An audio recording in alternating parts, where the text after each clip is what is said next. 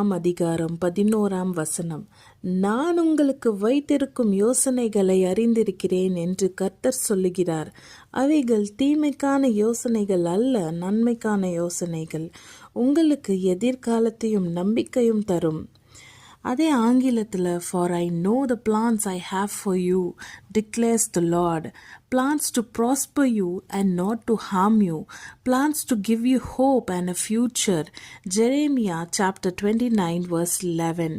So இந்த வசனம் முதலில் பாபிலோனில் சிறைப்படிக்கப்பட்டிருந்த இஸ்ரவேலுக்கு கடவுள் கொடுத்த அழைப்பு.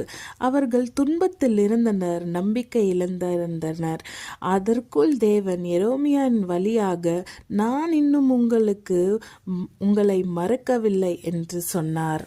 இப்போ கர்த்தர் நம்ம எத்தனையோ பேர் நினைச்சிருக்கிறோம், நம்மளை கர்த்தர் மறந்துட்டாரோ, கைவிட்டாரோ, நான் என்ன பண்ணுவேன், அடுத்த கட்டதான் என் வாழ்க்கை என்னன்ட்டுன்னு ஒரு ஹோப்லெஸ்ஸா, ஒரு என் ஃப்யூச்சர் என்ன ஆகும், நெக்ஸ்ட் நாளைக்கு நான் என்னவா இருக்க போறேன்ட்டு எத்தனையோ பேருக்கு இன்னைக்கு யோசனை இருக்கலாம்.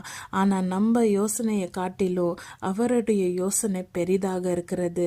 அவர் இன்றைக்கு எத்தனை பேர் பரீட்சையில் தோல்வி அடைந்திருக்கலாம், இதோட என் வாழ்க்கை முடிஞ்சு போனது என்று நினைத்து கொண்டிருக்கலாம், வேலைக்கு காத்திருக்கலாம், எத்தனையோ ஜாப் அப்ளிகேஷன் போட்டு எனக்கு இன்னும் வேலை கிடைக்கலையே என்று காத்து கொண்டு இருக்கலாம். எத்தனையோ பேர் நீண்ட நாள் உடல்நிலை சரியாகாமல் இருக்கலாம். ஆனால் கர்த்தர் நமக்காக ஒரு திட்டத்தை வைத்திருக்கிறார். அதற்காக நாம் காத்திருப்போம். அவருடைய கிருபைக்காக காத்திருப்போம்.